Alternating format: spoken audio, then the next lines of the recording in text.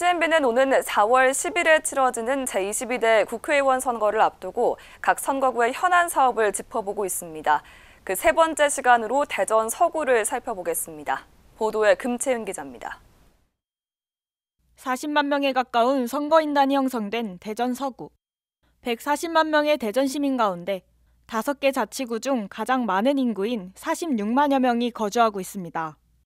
90년대 둔산 신도시 개발로 대전의 성장축이 동에서 서로 이동하면서 가파른 도시 성장이 이뤄졌고 시청과 정부 대전청사 등 행정기관이 입주함에 따라 행정과 경제의 중심지로 도약했습니다. 지난해 12월 노후계획도시정비특별법이 국회 본회의를 통과함에 따라 도시 재개발에 청신호가 켜진 둔산지구. 조성된 지 30년이 지나 재개발에 대한 신속한 요구가 이어지고 있지만 기본계획 수립은 물론 여건에 맞는 정비사업계획과 관련된 조례를 제정하는 것이 관건입니다. 지금 이제 서구 갑하고 을하고 조금 차이가 있을 것 같아요.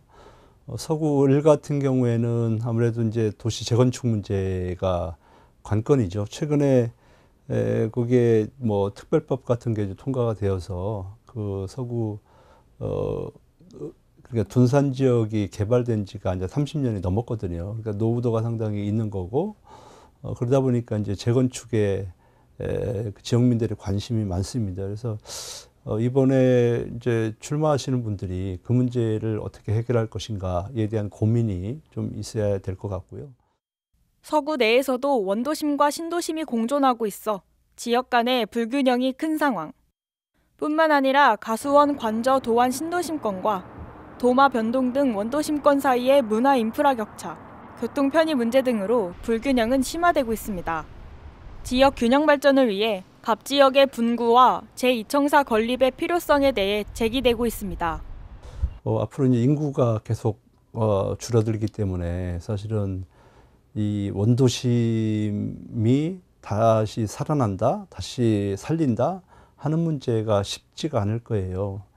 왜냐하면은 그게 이제 생산성이나 경제성이 나와야지 그걸 개발하겠다고 하는 업체가 또 등장도 하고 또 그걸 추진하는 세력들이 있을 텐데 그런 지역들은 오히려 이제 문화 공간으로 좀 확보를 한다든지 아니면 도시농업을 활성화 좀 시킨다든지 아니면 또 도시 캠핑장이라든지 이런 것들도 한번 정부가 추진을 해본다면 그러니까 이제 그렇게 되면은 그 지역의 삶의 여유가 좀 생기고 공간의 여유가 생기거든요. 그럼 대전 서구는 최다 인구수를 자랑하는 만큼 대형 상권도 형성돼 있습니다.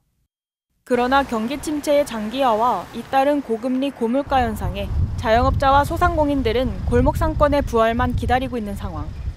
여기에 유동인구 대비 턱없이 부족한 주차 공간과 무질서한 불법 주차는 서구의 해묵은 과제 중 하나입니다. 지금 서구에서 가장 큰 문제가 주차 문제죠, 사실은. 이 주차 문제를 해결할 수 있는 후보가 아마 모든 사람들이 원하는 후보가 되지 않을까. 그럼에도 불구하고 둔산 지역 같은 경우는 땅값이 워낙 비싸니까 예를 들어서 주차면 한 면을 확보하는데 1억 원 이상 들어가거든요. 그렇다고 보면은 사실은 주차장을 늘려가지고는 답이 안 나온다는 거예요. 그래서 이것을 어떻게 슬기롭게 할 것인가.